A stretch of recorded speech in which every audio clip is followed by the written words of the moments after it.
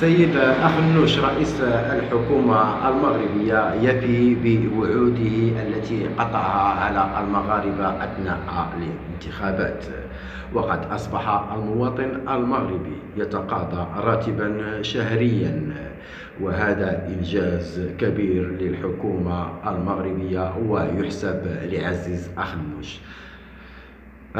ودي لعط الله عليه، الوعود الكاذبة دائما ما تتلاشى وتظهر حقيقتها.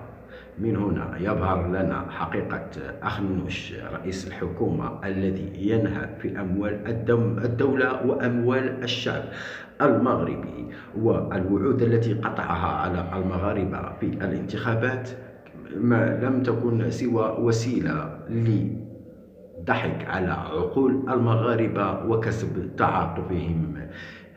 ومن هنا أقول للحكومة المغربية التي تمارس كل أنواع الشطط على الشعب المغربي: الله ياخذ فيكم الحق.